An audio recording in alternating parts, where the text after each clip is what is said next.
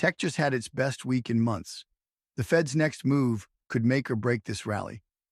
And one of our portfolio stocks just surged nearly 25%, while another crashed almost 18%.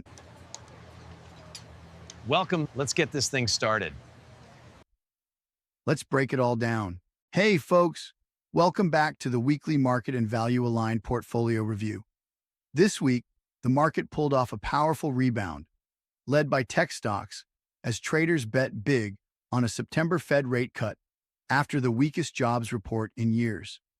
But it wasn't all smooth sailing. The new round of tariffs from Washington added fresh inflation risks, setting up a high-stakes showdown with next week's CPI report. Here's what you'll get in today's breakdown. A quick recap of what drove the S&P 500, Nasdaq, and Russell 2000 higher. The story behind the week's biggest winners and losers in our value-aligned portfolio. The one event next week that could send markets ripping higher or give back all these gains. And yes, stick around, because I'll reveal which 5 of our portfolio stocks led the charge this week and which 5 took the biggest hits. One stock jumped almost 25% on blowout earnings. Another giant dodged billions in tariffs with a single political move. But on the flip side, one of our healthcare names just saw its worst single-day drop in over 20 years. And next week, a single number on Tuesday morning could decide whether we keep climbing or slam into reverse. I'll explain why later in the video.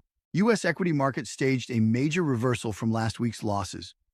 The Nasdaq surged 3.9%, hitting a record high, while the S&P 500 gained 2.4% and the Russell 2000 added 2.4%.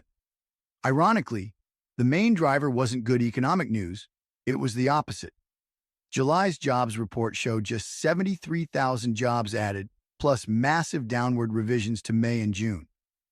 That's a clear sign the labor market is cooling fast, and traders are now betting with almost 90% certainty on a Fed rate cut in September. It's the classic bad news is good news market logic. Weaker jobs data means lower rates, and lower rates light a fire under growth stocks, especially tech. But there's a catch. This rally is built on the assumption that the Fed can cut without sparking inflation. And that's where the new tariffs come in. Washington rolled out broad-based tariffs on dozens of trading partners, including a 100% tariff on imported semiconductors. That could lift prices fast. Exactly what the Fed doesn't want. Inside the value-aligned portfolio, performance was all about company-specific catalysts. Here's your top 5. Number 1, Installed Building Products, IBP, up 25% after record Q2 earnings crushed estimates. Strong sales growth, higher cash flow, and confident guidance lit up the stock.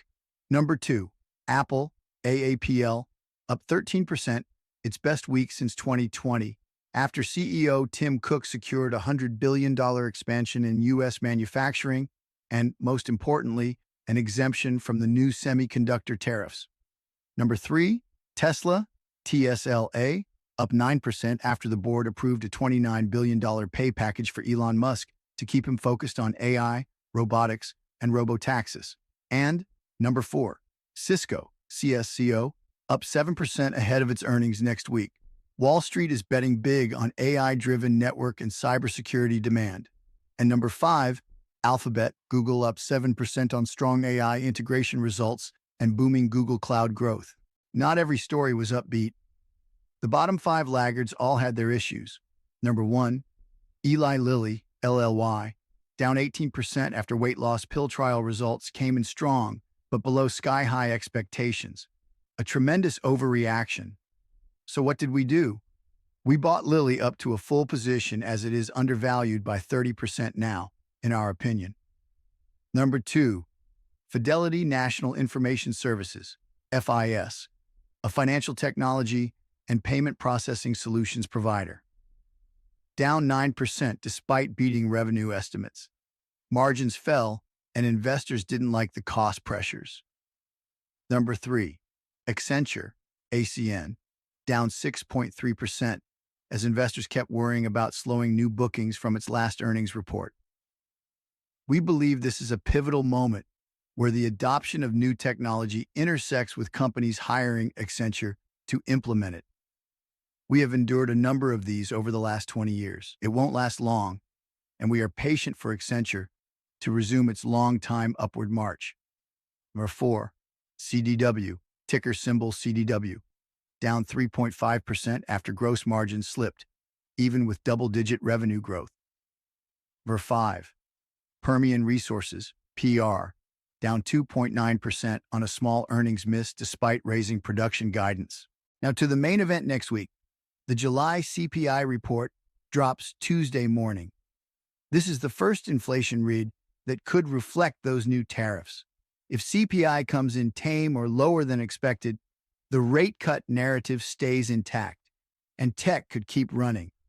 But if it comes in hot, the market could quickly rethink September's cut and give back this week's gains.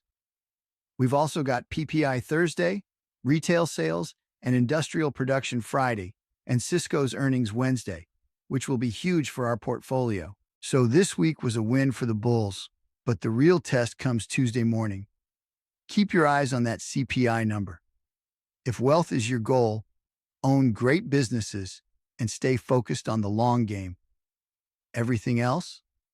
That's just noise. Thanks for watching. Hit subscribe so you don't miss next week's breakdown, and I'll see you after the CPI print.